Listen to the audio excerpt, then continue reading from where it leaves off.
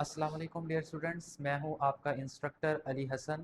Welcome back class 9 biology में। आज हमारा लेक्चर है science as a collaborative field.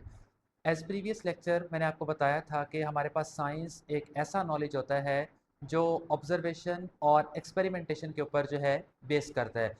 अब यहाँ पर आज हमने पढ़ना है science as a collaborative field. पहले तो हम इसके मीनिंग्स की बात करते हैं कि मीनिंग इनका क्या है, क्योंकि जब तक हमें टॉपिक का मीनिंग क्लियर ना हो उस वक्त तक हम उसको अच्छे से एक्सप्लेन या अच्छे से लिख पेपर में नहीं सकते।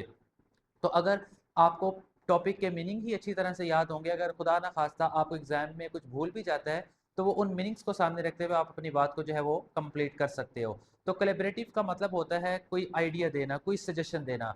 अब हम एक एग्जांपल देखते हैं और उस एग्जांपल की बेस पर हमारा ये टॉपिक होगा, फिर उसके बाद हम आगे चलते हैं। देखें, अल्लाह ताला की ज़ात के अलावा इस कायनात में कोई ऐसा जानदार नहीं है जो हर काम खुद से कर सकता हो। हर इंसान को अपनी लाइफ में कोई ना कोई प्रॉब्लम्स फेस करना पड़ता है, उसके पास कोई ना कोई प्रॉब्लम आता है और उस प्रॉब्लम को सॉल्व करने के लिए डिफरेंट डिफरेंट सब्जेक्ट्स के जो हमारे पास पर्सन हैं वो इन्वॉल्व होते हैं। वो उसको बताते हैं कि भाई आप इस प्रॉब्लम को इस तरह से जो है वो सॉर्ट आउट कर सकते हो। अब जैसे हम एग्जांपल लें कि कोई टीचर है, उसके साथ कोई प्रॉब्लम होगा, खुदा ना खास्ता वो बीमार हो जाता है या वो मार्केट में जाता है, कोई चीज़ परचेज करने चाहता है, तो मार्केट में वो डिफरेंट किस्म के लोगों से जाकर जो है वो उसका इंटरेक्शन होता है। इसी तरह डॉक्टर है, वो अकेला अपनी लाइफ के सारे प्रॉब्लम को सॉर्ट आउट नहीं कर सकता, तो वो उसको सॉल्व करने के लिए किसी न किसी के पास उसको जो है वो जाना पड़ता है। तो इसको कलेक्टिवली हम नाम देते हैं कोलैबोरेशन का। तो यही वो बात करता है कि क्या है, science is a collaborative field in which are researchers. Researchers हम साइंस की ज़ुबान में उन लोगों को कहते हैं जो डिफरेंट प्रॉब्लम्स के ऊपर जो है वो अपने आइडियाज़ देते हैं, डिफरेंट प्रॉब्लम को सॉर्ट आउट करते हैं, सॉल्व करते हैं। उनको हम नाम देते हैं रिसर्चर्स का। In which researchers from various disciplines, discipline से मुराद मैंने पहले भी डिस्कस किया था, यहाँ पर सब्जेक्ट्स हैं। जैसे आपके सब्जेक्ट हैं, बायो है, फिजिक्स है, केमिस्ट्री है, इंग्लिश है। तो इस तरह ये हमारे डिसिप्लिन्स हैं, work together to solve a complex problem.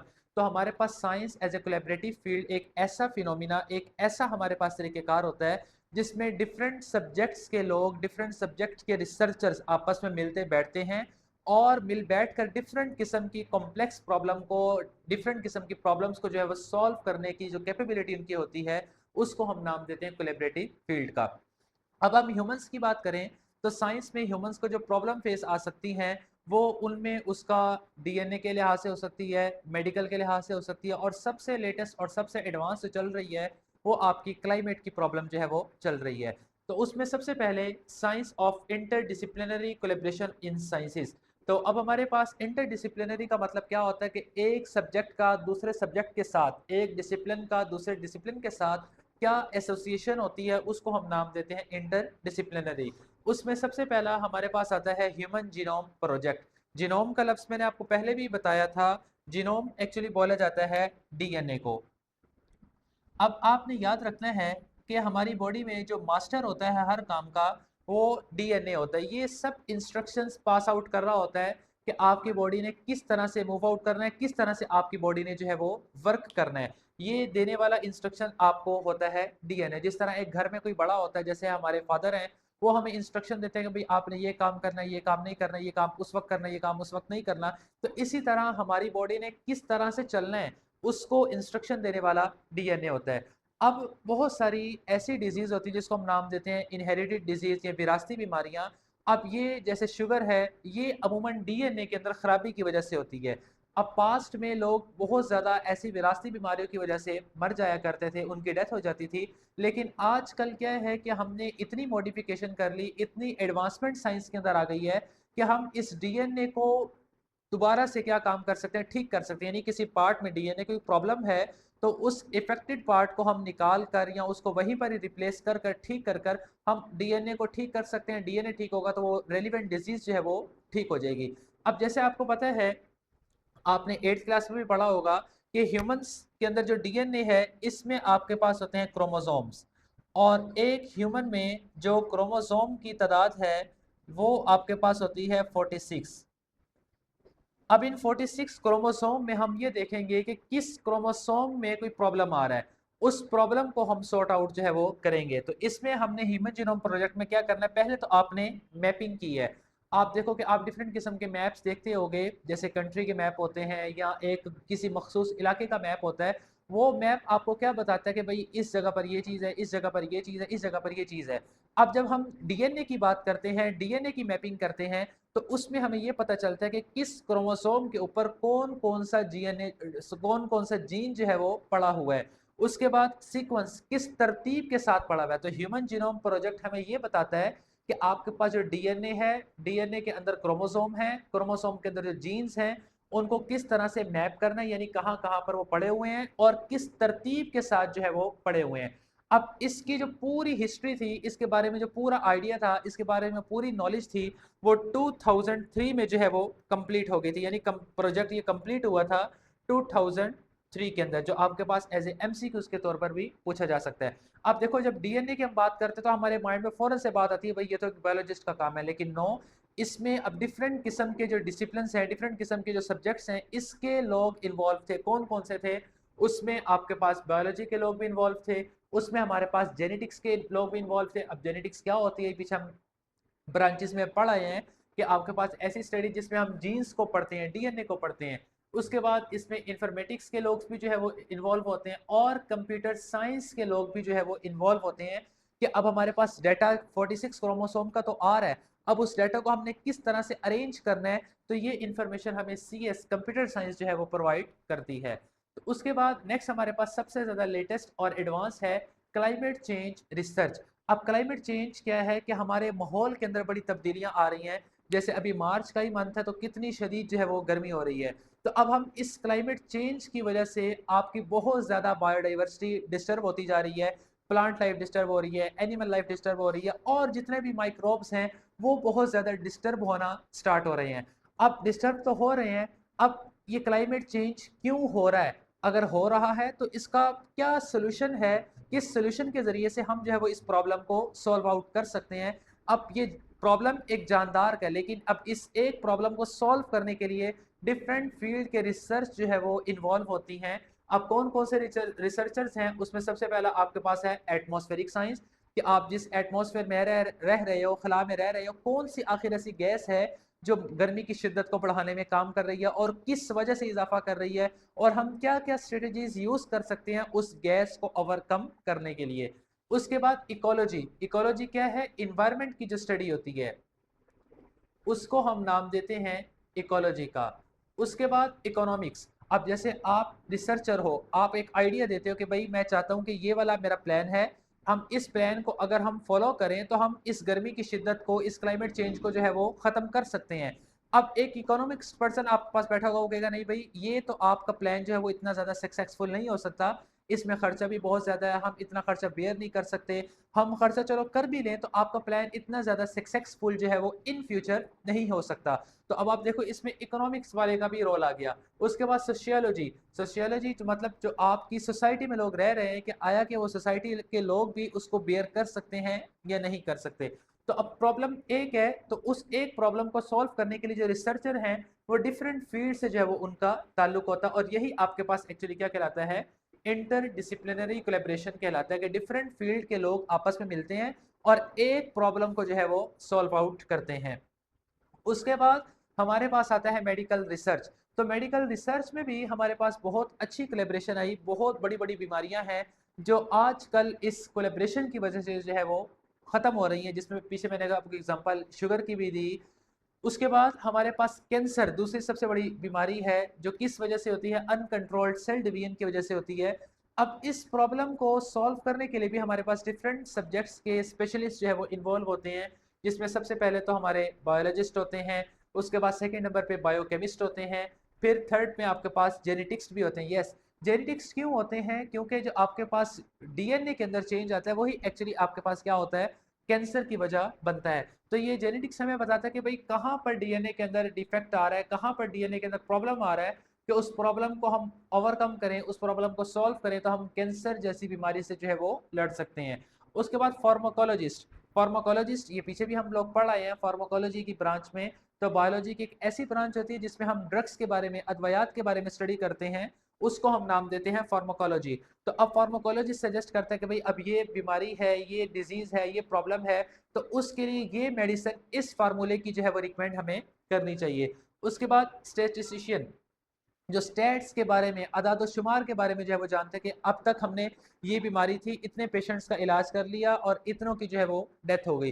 तो अब जो इतनों की डेथ हुई है, आखिर क्या वजह थी? क्या हमारी ट्रीटमेंट के अंदर कोई जो है कमी थी, या हम ट्रीटमेंट सही तरह से नहीं कर सकते, या ट्रीटमेंट सही तरह से नहीं कर सके? तो अगर नहीं कर सके तो उसमें क्या क्या प्रॉब्लम्स आई, क्या क्या उसमें कॉम्प्लिकेशंस थी, और उन कॉम्प्लिकेशंस को हम आगे किस तरह से जो है वो बेहतर कर सकते हैं। उसके बाद नेक्स्ट हमारे पास जो बहुत ज़्यादा लेटेस्ट और बहुत ज़्यादा एडवांस हमारे पास चल रहा है वो है रोबोटिक्स एंड एआई, यानी आर्टिफिशियल इंटेलिजेंस। दुनिया का सबसे बड़ा प्रॉब्लम भी हो तो वो आप 1 मिनट के अंदर एआई की मदद से जो है वो सॉल्व आउट कर सकते हैं, जिसके बारे में वो कहते हैं हाईली इंटरडिसिप्लिनरी। बहुत सारी साइंसेस इसमें जो है वो इन्वॉल्व होती हैं। अब मैं आपको जनरल अपने रेगुलर लाइफ से एग्जांपल दूं कि आपके पास अब ऐसे इंस्ट्रूमेंट डिस्कवर हो चुके हैं कि आप अगर कोई पत्ता है, कोई दरख्त है, उसका कलर फेंट हो चुका है, वो सही तरह से ग्रो नहीं कर रहा, तो आप वो गन की तरह का एक इंस्ट्रूमेंट होता है, वो आप उस पत्ते के ऊपर जाकर रखें, आपको फौरन से सारी प्रॉब्लम बता देता है कि भाई इसमें किस न्यूट्रिएंट की कमी है, या आया किस में पानी की कमी है, ये किस चीज़ की वजह से ये पौधा जो है वो अच्छे से ग्रो नहीं कर पा रहा।